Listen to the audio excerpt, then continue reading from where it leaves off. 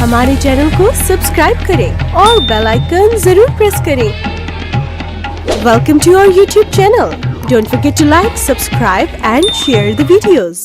News track में फिर से एक बार आप तमाम का इस्तकबाल है और स्वागत है।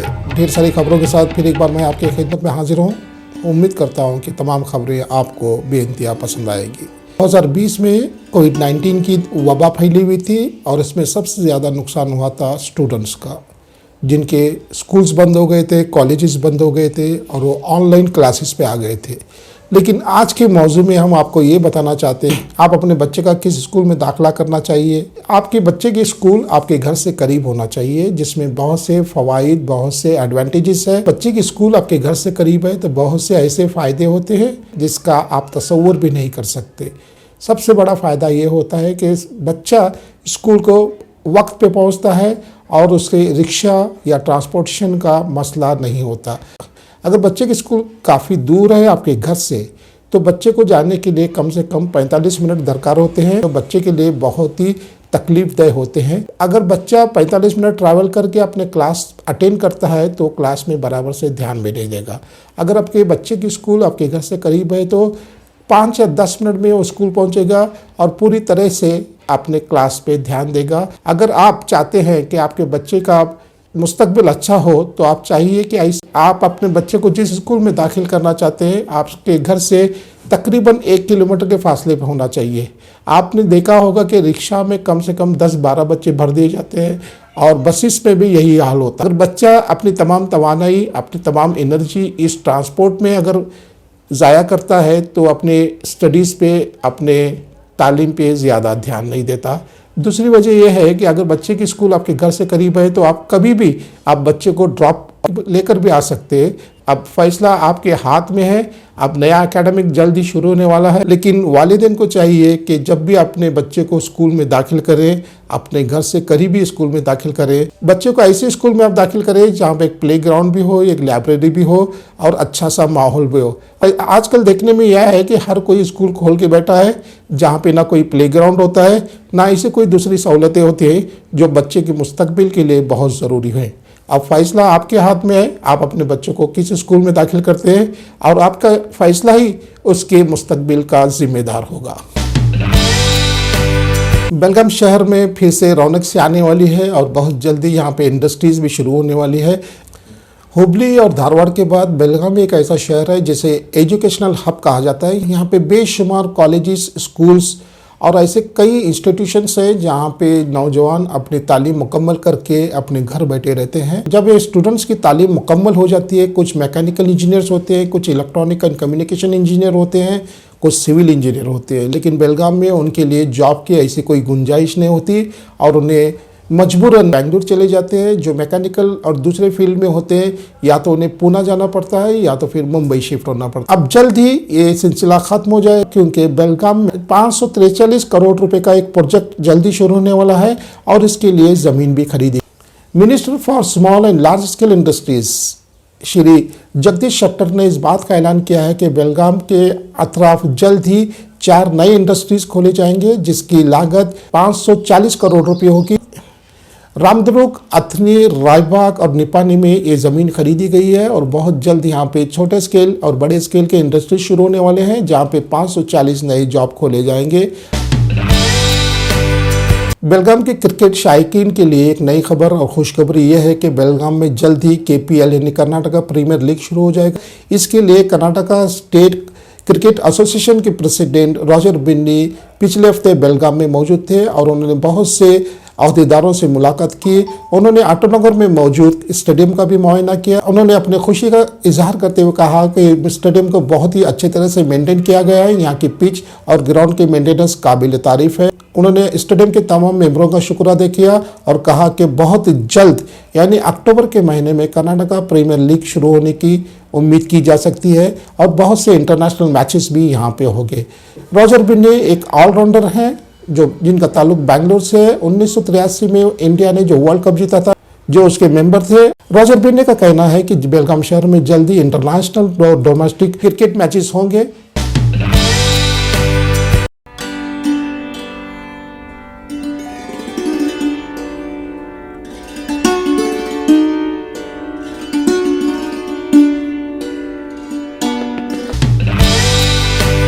बात करते हैं महंगाई की। महंगाई से लोग बेइंतहा परेशान हैं, चाहे पेट्रोल की महंगाई हो, गैस की महंगाई हो या डीजल की महंगाई हो। महंगाई से लोग इतने परेशान हैं कि लोग अब पैदल चलना शुरू कर दिए, कुछ लोग साइकिल का इस्तेमाल कर रहे हैं। अब कुकिंग गैस जिसे एलपीजी गैस कहते हैं, इसकी कीमत बढ़कर अब 900 रुपये से ज़्यादा हो गई है। लोग बेइंतहा परेशान हैं इस महंगाई से, लेकिन करें तो क्या करें। 125 रुपये का इजाफा हुआ है। 5 फरवरी से लेकर 26 फरवरी तक इस गैस में 125 रुपये का इजाफा हो गया है। कर्नाटका में सियासी हंगामा आपने देख चुका है और सुन भी चुका है। कर्नाटका के minister for water resources Shri Ramesh Jarkiholi ने एक ऐसे मसले में फंस गए हैं जिसका निकलना बहुत ही मुश्किल हो गया है। श्री रमेश जारकिहोली ने अखलाकी तौर पे इस मामले में मुलव्वस होने की वजह से अपना रेजिग्नेशन कर्नाटक के चीफ मिनिस्टर एस येदियुरप्पा के सपुर्द किया है और चीफ मिनिस्टर ने इनका रेजिग्नेशन कबूल भी कर लिया और मंजूरी के लिए गवर्नर के पास भेजा है। श्री रमेश जारकिहोली का कहना है कि एक सियासी चाल है, मेरा इसमें कोई दखल नहीं है और जल्द ही आपको सच्चाई का पता चल जाएगा। कर्नाटका हुकूमत से इल्तिजा करता हूँ कि ईडी की अच्छी तरह से जांच करे और हकीकत को सामने लाएं। बात करते हैं किसानों की तहरीक की। किसानों की तहरीक जो 90 दिन से चल रही है, इसमें कोई भी हलचल नहीं है, लेकिन किसानों की तरफ से अपना रवैया सख्त होता जा रहा है। लेकिन किसान इस बात पे डटे हुए हैं कि जो बिल उनके खिलाफ पास किए गए हैं उसे फौरन वापस ले जाए। हुकूमत ने 18 दिन से इस बारे में कोई बात नहीं की। एहतजाज में शिद्दत बरकरार है और हर रोज़ कोई ना कोई उनके स्टेटमेंट्स आते रहते हैं। कहना है कि जब तक ये 3 बिल वापस नहीं ले जाएंगे हम अपने घर वापस नहीं जाएंगे। हुकूमत को भी चाहिए कि वो किसानों की बात सुने और किसानों को भी चाहिए कि हुकूमत की बात सुने और हुकूमत को भी चाहिए कि किसानों की बात सुने, ताकि मसला जल्द से जल्द हल होकर मुल्क में शांति हो। मुल्क में शहर मुंबई में एक बेकरी थी, उसका नाम था कराची बेकरी, जहाँ पे MNS महाराष्ट्र नवनिर्माण समिति के सदर राज ठाकरे ने इसका नाम बदलने के लिए उन पे जोर दिया था। आखिरकार ये बेकरी को बंद करना पड़ा। ये बेकरी के मालिक सिंधी हैं जो पार्टीशन के बाद हिंदुस्तान आ गए थे और उन्हें उसी नाम से ये बेकरी शुरू की थी। लेकिन मुंबई में बहुत से लोगों ने इस बात पर इतराज़ जताया था कि बेकरी का नाम तब्दील किया जाए क्योंकि ये नाम एंटी नेशनल है। लेकिन कराची बेकरी के मालिकों का कहना यह है कि हमने किसी की धमकी की वजह से हमने अपनी बेकरी को बंद नहीं किया।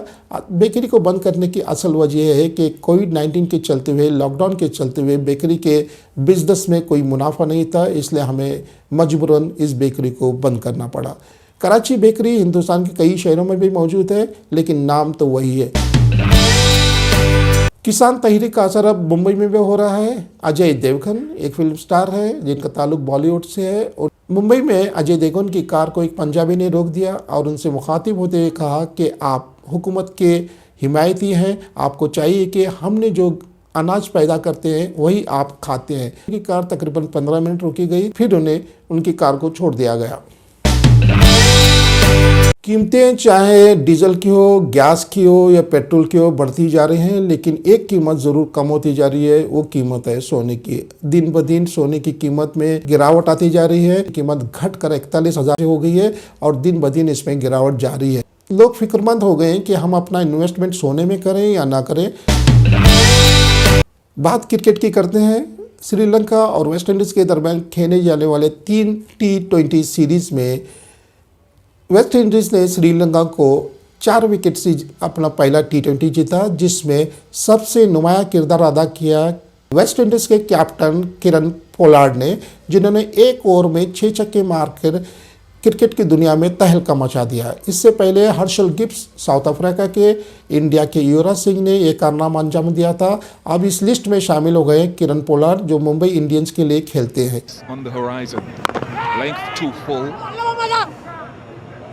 Don't think he got all of that one. Definitely got all of that. It's okay. There's a little bit of speed on it as well. And this is where he's improved his offside game, Pollard.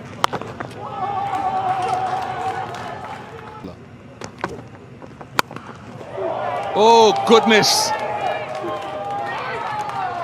5 sixes. 6 sixes for Kyron Pollard. Herschel. England और India के दरमियान खेला जा रहा चौथा test जो उसी Staten में खेला जा रहा है जो तीसरा टेस्ट खेला गया था, और इस टेस्ट में सबसे ज़्यादा नुमाया किरदार अदा किया है फिर से एक बार ऋषभ पंत ने, जिन्होंने भारत की लड़कती हुई इनिंग्स को संभाला, जहां पे भारत ने अपनी पहली इनिंग में 146 पे 6 विकेट खो चुके थे, और जब ऋषभ पंत ने अपनी बारी संभाली तो इस स्कोर को 297 तक पहुंचा दिया। ऋषभ पंत ने अपनी शानदार बल्लेबाजी करते हुए 101 रन बनाकर इस स्कोर को 297 पे पहुंचा दिया। हमारे चैनल को सब्सक्राइब करें और बेल आइकन जरूर प्रेस करें। Welcome to our YouTube channel. Don't forget to like, subscribe and share the videos.